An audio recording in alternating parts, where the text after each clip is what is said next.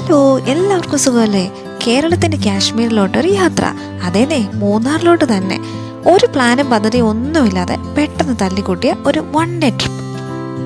Video കണ്ടിട്ട് ലൈക്കും സബ്സ്ക്രൈബും ചെയ്തേക്കണേ. റിലേറ്റീവ്സിൽ നിന്ന് 25 പേര് പ്ലാൻ ചെയ്തിട്ട് 16 പേര് മാത്രമായിട്ട് ചുരുങ്ങിപ്പോകുന്ന ഒരു കൊച്ചു ട്രിപ്പാണ്. വെളുപ്പിനെ കോട്ടയത്ത് നിന്ന് 5:30 ആയപ്പോൾ പുറപ്പെട്ടതുകൊണ്ട് എല്ലാവരുടെ മുഖത്ത് ഒരു ക്ഷീണമുണ്ട്. ഇദ്ദേഹമാണ് ഈ ട്രിപ്പിന്റെ ഓൾ ഇൻ ഓൾ, ഷീല ചിറ്റ. ചിറ്റ ഒരു എനർജി പാക്കറ്റ് തന്നെയാണ് കേട്ടോ. നിങ്ങളുടെ ഇടയിലും കാണുമായിരിക്കും അല്ലേ ഇതുപോലെ എനർജി സ്പ്രെഡ് ചെയ്യാനായിട്ട് ഒരാൾ. പോകുന്ന വഴിയിൽ ഒരുപാട് നല്ല സീനറീസ് ഉണ്ട്, ചെറുതും വലുതുമായിട്ടുള്ള ഒരുപാട് വെള്ളച്ചാട്ടം ഒക്കെ ഉണ്ട്. അപ്പം കാടും മലയും കുന്നുമൊക്കെ താണ്ടിയാണ് നമ്മൾ പോകുന്നത്. രാവിലത്തെ ഉച്ചക്കത്തെ ഫുഡ് നേരത്തെ തന്നെ ഓർഡർ ചെയ്തുകൊണ്ട് പറ്റിയ ഒരു സ്ഥലം നോക്കി വണ്ടി പാർക്ക് ചെയ്തു ഫുഡ് കഴിക്കാനായിട്ട്. ഹലോ, ഞങ്ങൾ ശരിക്കും എൻജോയ് ചെയ്തുകൊണ്ട് വരുവാണ്.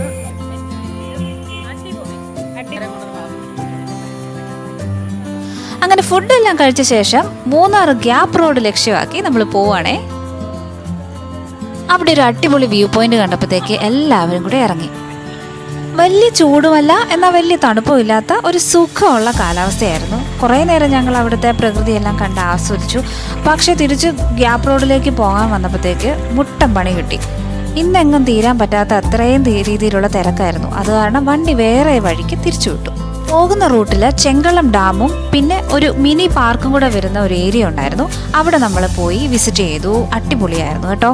നല്ല പച്ചപ്പും ഒക്കെ, ഈ ചെറിയ കുട്ടികൾക്ക് വേണ്ടിയിട്ടുള്ള പ്ലേ ഏരിയ ഒക്കെ ആയിട്ട് അവർ മനോഹരമാക്കിയിരിക്കുന്ന സ്ഥലമാണ്. അവിടെ സ്പീഡ് ബോട്ടും കയാക്കിങ്ങും ഒക്കെ ഉണ്ടായിരുന്നു. ഇടുക്കി ഡിസ്ട്രിക്റ്റിലെ വെള്ളത്തൂവൽ പഞ്ചായത്തിലെ മുതിരപ്പുഴ റിവറിൽ ഒരുക്കിയിരിക്കുന്ന ഒരു ഗ്രാവിറ്റി ഡാമാണ് ചെങ്കുളം ഡാം.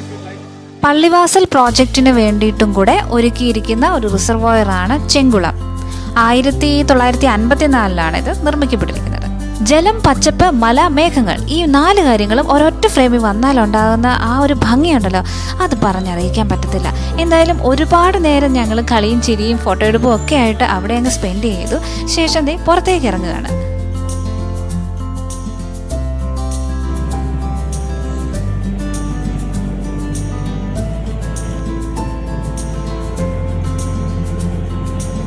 ഉച്ചക്കത്തെ വിശപ്പിന്റെ വിളി വന്നതുകൊണ്ട് ഫുഡ് കഴിക്കാൻ പറ്റിയ ഒരു സ്ഥലം അന്വേഷിച്ചുള്ള ലൊക്കേഷൻ ഹണ്ടിങ് ആയിരുന്നു അടുത്തത്. അങ്ങനെ അവസാനം ചെന്നു പറ്റിയത് ഈ ഫോറസ്റ്റ് മുഴുവൻ കാടാണല്ലോ എന്ന് ജഗതി യോദ്ധായ്ക്കകത്ത് പറഞ്ഞ ഒരു ഡയലോഗ് ഉണ്ടല്ലോ, അതിനെ ഓർമ്മിപ്പിക്കുന്ന രീതിയിലുള്ള ഒരു ഫോറസ്റ്റ് ഏരിയയിലായിരുന്നു ഞങ്ങൾ എത്തിയത്. ആനയൊക്കെ ഇറങ്ങുന്ന സ്ഥലമാണെന്നൊക്കെയാണ് ഡ്രൈവർ പറഞ്ഞത്. പക്ഷെ ഞങ്ങൾ കഴിച്ചുകൊണ്ടിരുന്നപ്പോൾ ആനയെ പോയിട്ടൊരു ചേനയെ പോലും കണ്ടില്ല കേട്ടോ. എന്നാണേലും കൂൾ വൈബായിരുന്നു. തുമ്പപ്പൂ, ചോറ്, ബീഫ്, മീൻകറി, അച്ചാറ്, തോരൻ, മോരുകറി, ഇതെല്ലാം കൂടെ കൂട്ടിയുള്ള ഒരു അടിപൊളി ഫുഡ്.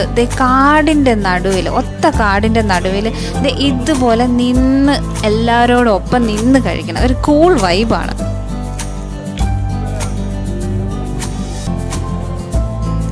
ഇനി നേരെ ബൊട്ടാണിക്കൽ ഗാർഡനിലേക്കാണ്. കോടയൊക്കെ ഇറങ്ങുന്നത് കാണാലോ എന്ന് കരുതിയിട്ടാണ് മൂന്നാർ വന്നത്. പക്ഷെ ഇറങ്ങി വന്നത് മഴയാണെന്ന് മാത്രം. എന്തായാലും വന്നല്ലോ.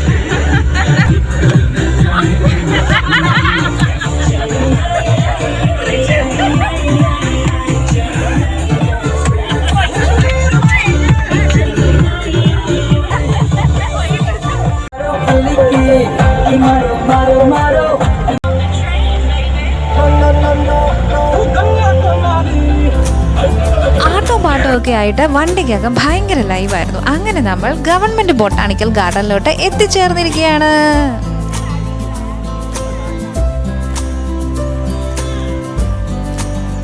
റോഡിന്റെ സൈഡിലായിട്ട് ചെറിയ ചെറിയ ഫുഡ് സ്റ്റോളുകളൊക്കെ ഉണ്ട്. അഡൾട്ടിന് ഇവിടെ എൻട്രി ഫീ 100 രൂപയാണ്, ചിൽഡ്രന് 50 രൂപയും.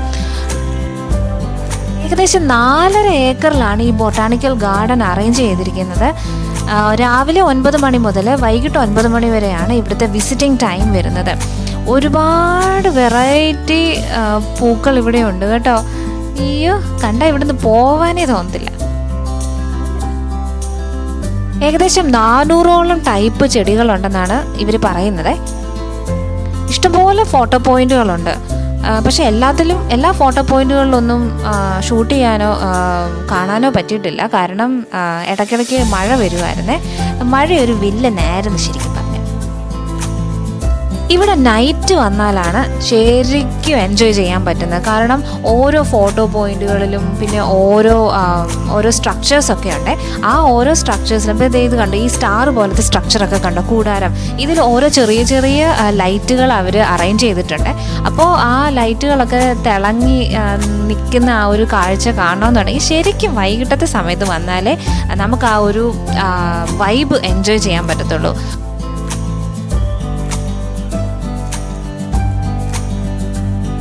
എല്ലാം നല്ല വെൽ മെയിൻറ്റെയിൻഡ് ആണ്. മഴ പെയ്തെന്ന് പറഞ്ഞാലും ആ ഒരു ക്ലൈമറ്റും ഒക്കെ കൂടെ നല്ല രസമുണ്ട്. എനിക്ക് ടോട്ടലി ഇവിടുന്ന് പോകാനേ തോന്നുന്നുണ്ടായിരുന്നില്ല.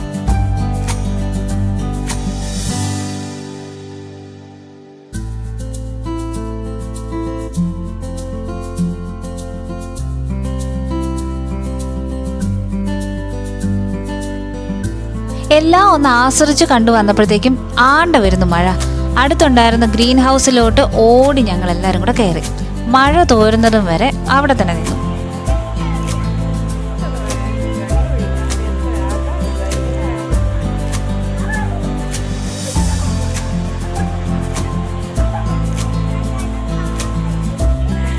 അങ്ങനെ ഗൈസ് എല്ലാവരും ഭയങ്കര മഴയത്ത് ഇങ്ങനെ നനഞ്ഞ ഡയലോഗ് എല്ലാം കളഞ്ഞു കുളിക്കുമല്ലോ. ചെറിയ ചാറ്റൽ മഴയുണ്ട്. ചാറ്റൽ മഴ നനഞ്ഞത് കുറെ പേര് ഇങ്ങനെ കോഴികളെ പോലെ നനഞ്ഞു. കണ്ടോ കണ്ടോ കണ്ടോ കണ്ടോ.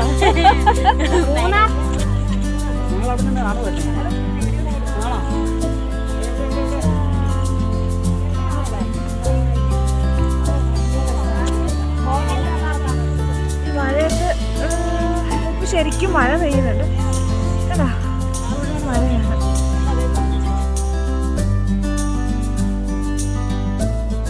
നോക്കുക,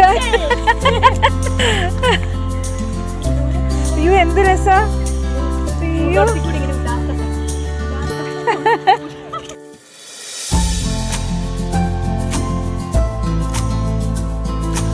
എന്ത് ഭംഗിയാന്ന് നോക്കിക്കേ. ഈ സൈഡിൽ കൂടെ ഒരു റിവർ പാസ് ചെയ്യുന്നുണ്ട്. അതിങ്ങനെ ഈ സ്ലോപ്പ് ഇറങ്ങി ചെല്ലുമ്പോൾ നമുക്ക് കാണാൻ പറ്റും. നല്ല ഭംഗിയായിട്ട് മെയിൻറ്റെയിൻ ചെയ്തിരിക്കുന്നത്. ഇത് കണ്ടോ, ഇവിടെ പക്ഷെ ഇറങ്ങാൻ പറ്റത്തില്ല. അവർ മഴ പെയ്തത് കാരണം നല്ല ഒഴുക്കുണ്ട്. ഫെൻസ് ചെയ്ത് അവർ വെച്ചിട്ടുണ്ട്. ചെറിയ തണുപ്പിൻ്റെ കൂടെ ഒരു ചെറിയ നനുത്ത മഴയും കൂടെ വരുമ്പോഴത്തേക്ക് നല്ല ഫീലാണ്. ഈ റിവറിൻ്റെ അങ്ങോട്ട് പോകാനായിട്ട് താഴെ ഇതുപോലെ പടിക്കെട്ടുണ്ട്. പടിക്കെട്ട് ഇറങ്ങി ചെല്ലുമ്പോഴത്തേക്ക് മഴ ആയതുകൊണ്ട് തന്നെ നല്ല ഒഴുക്കുണ്ട്. പിന്നെ താഴെ ചെന്നപ്പോഴത്തേക്ക് വലിയ മഴയും കൂടെ പെയ്യാൻ തുടങ്ങി. അത് കാരണം അധിക നേരം അവിടെ നിന്നില്ല, മേളിലേക്ക് തന്നെ തിരിച്ചു പോകും. മഴ ചതിച്ച ആശാനെ, മഴ ചതിച്ചു.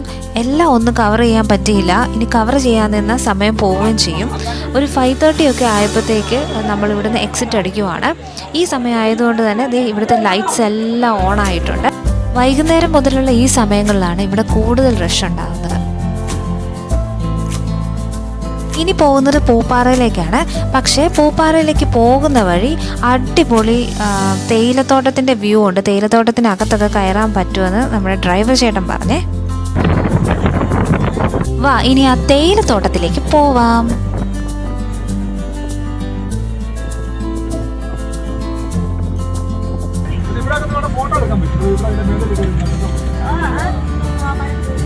ஆஹா, അങ്ങനെ നമ്മൾ എത്തി. இதுதான் அந்த സ്ഥലം. ரொம்ப அழகா இருக்கு இல்லையா? അയ്യടാ, ഈ തേയിലത്തോട്ടത്തിന്റെ നടുക്കൂടെ നടക്കാനായിട്ട് എന്ത് രസാ. അതെ, എല്ലാവരും കൂടെ അവിടെ ഒരു പാറയുണ്ട്. ആ പാറയിൽ നിന്ന് ഫോട്ടോ എടുക്കാൻ വേണ്ടിയിട്ടുള്ള നിപ്പാണ് എല്ലാവരും കൂടെ. ഇതാണ് സുബ്ബലക്ഷ്മി ചേച്ചി. ഞങ്ങളെ കണ്ടപ്പോഴത്തേക്ക് തേയില നുള്ളുന്നത് എങ്ങനെയാണെന്നൊക്കെ ഞങ്ങൾക്ക് വന്ന് കാണിച്ചു തന്നെ. ഇവിടെ അടുത്ത് തന്നെ ലയമുണ്ട്, ആ ലയത്തിൽ താമസിക്കുന്ന ചേച്ചിയാണ്. ഈ നീല കെട്ടിടം കാണുന്നില്ല, അതാണ് ഇവരുടെ ലയമേ. ഞങ്ങളപ്പോൾ ഇതെല്ലാം കണ്ട് തിരിച്ചു പോയിക്കൊണ്ടിരിക്കുന്നു. കുറേ നേരം നമ്മൾ അവിടെ സ്പെൻഡ് ചെയ്ത് ഫോട്ടോ എല്ലാം എടുത്ത് കഴിഞ്ഞിട്ട് ദേ പൂപ്പാറയിലേക്ക് പോവാണ്. പൂപ്പാറ എന്ന് പറയുന്ന ഒരു ചെറിയ ടൗൺഷിപ്പാണ്. അവിടെ ഒരു ഇങ്ങനെ തേയിലത്തോട്ടമുണ്ട്, അതിലേക്കാണ് നമ്മൾ പോയിക്കൊണ്ടിരിക്കുന്നത്. നേരം സന്ധ്യ ആയതുകൊണ്ട് ചീവീടിൻ്റെ ഒക്കെ കരച്ചിൽ ഒരുപാട് കേൾക്കാൻ പറ്റുന്നുണ്ട്. ക്ലാസ്മേറ്റ്സിൽ ഒരു പാട്ടില്ലേ, കാറ്റാടി തണൽ, എന്നാൽ ആ പാട്ട് റീക്രിയേറ്റ് ചെയ്യാനായിട്ടുള്ള കഷ്ടപ്പാടാണ് കേട്ടോ ഈ മരത്തുമ്മേ കാണിക്കുന്നത്.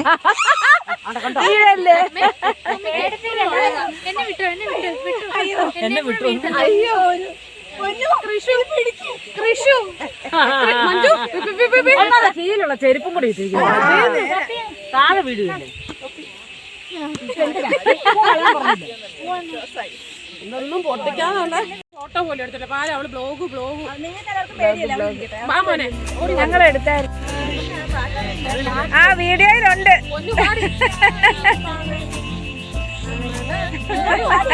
പൂപ്പാറയ്ക്കും തേയിലക്കാടിനോടും സലാം പറഞ്ഞുകൊണ്ട് ഞങ്ങൾ അങ്ങനെ അവിടുന്ന് മടങ്ങി വീട്ടിലോട്ട്. ശരിക്കും ഈ ഒരു ട്രിപ്പ് തീരരുതേ എന്നായിരുന്നു മനസ്സിൽ, പക്ഷെ വീട്ടിൽ ചെല്ലാതിരിക്കാൻ പറ്റില്ലല്ലോ. അങ്ങനെ വൈകിട്ടത്തെ ഫുഡും എല്ലാം കഴിഞ്ഞിട്ട് തിരികെ കോട്ടയത്തോട്ടുള്ള മടക്കമാണ് ഈ കാണുന്നത്.